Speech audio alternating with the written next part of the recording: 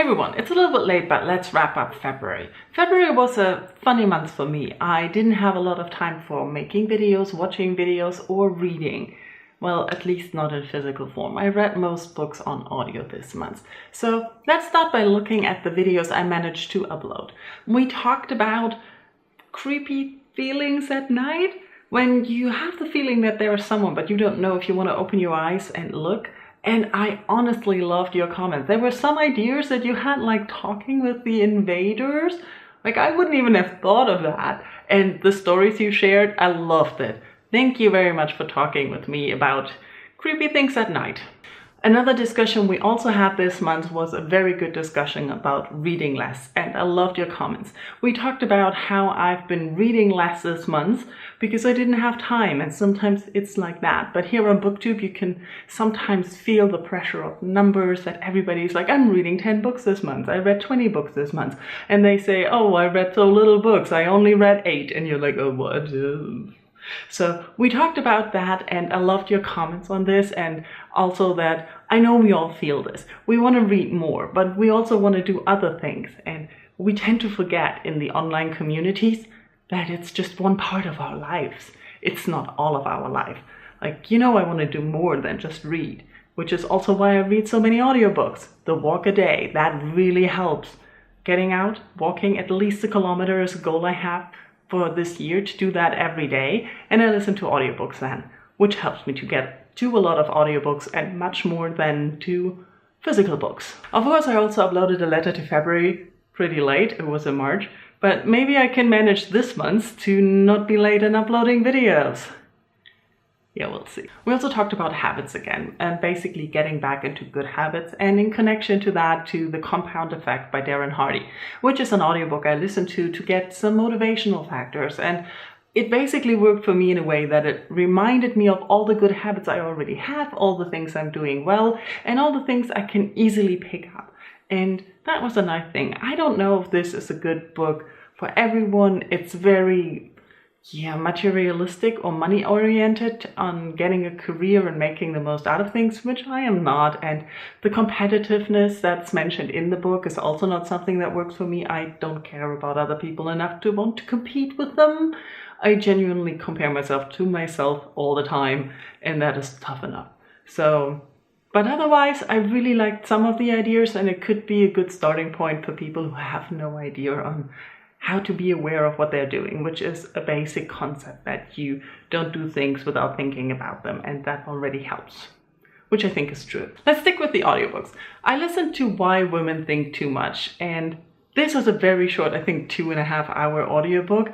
It was very fast, and it was very helpful. It was very interesting to see the effects that overthinking has. And if you've been following me for a while, you know that I'm very prone to overthinking, falling down into traps of self-pity and overthinking things that just drag me down. There was a lot of good information about why we do that, how that happens, and the effect it has, but also there were some strategies of how to stop that. Some of these I did sometimes.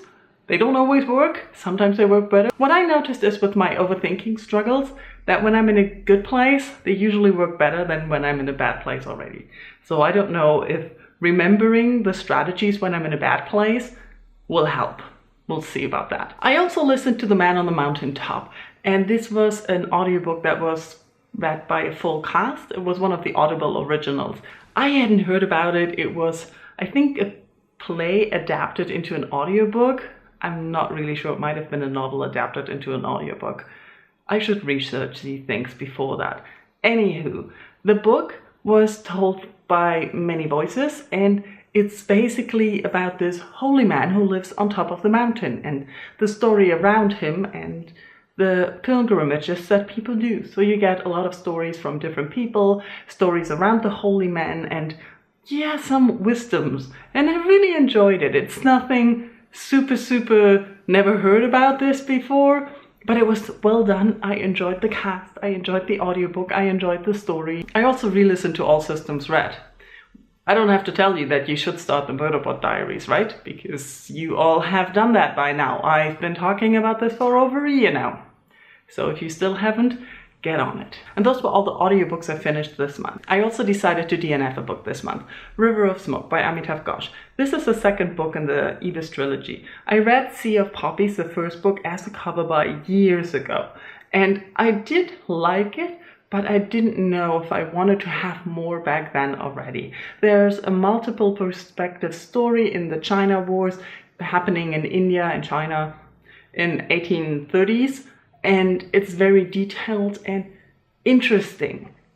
But getting into this book was really hard, partly because I had read Sea of Poppies years ago, and I didn't really want to reread it because it's kind of a big book, and I had read it, and yeah, I just wanted to read the second book in the series. But the book starts strangely at a different place, so it doesn't pick up where the Sea of Poppies stopped. And I also felt that the writing was a little bit different.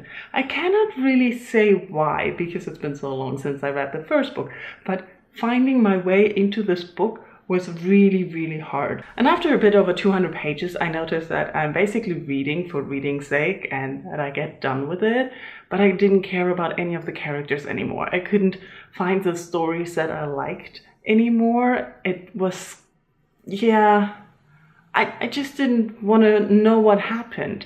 And I found the reading really like work. It wasn't an easy read. I still couldn't really grasp everything that was going on and connect it to what happened before. So not rereading the first book was a bad idea. But I also find that this is written differently. So I don't know if I would have liked it better or more if I hadn't put it off for so long. But basically, I gave up on the Ibis trilogy. And then I wanted to read something I know will make me feel comfortable and happy. So I picked up the Gargoyle again. We all know that I love the book and that you should read it. Although I'm starting to become protective of the book and being scared that you read it and point out flaws that I don't want to know because I love the book so much. Do you know that feeling? Tell me in comments if you do. But anyways, this is the story of a young man who has a car accident on the first few pages, then gets burned and taken to hospital, where he's being treated for his burns. And that's where he meets this woman, Marianne Engel, who insists that they have met before in the 1300s. And so we get the story in the present, their story in the past, and other love stories, and it's epic and amazing, it's magical realism, and I love it, and you should read it. I said that, right? I also read a science fiction novella on my Kindle, Gods, Monsters and Lucky Peach, and I really enjoyed this. It's just a little over 200 pages, and it's set about 300 years in the future.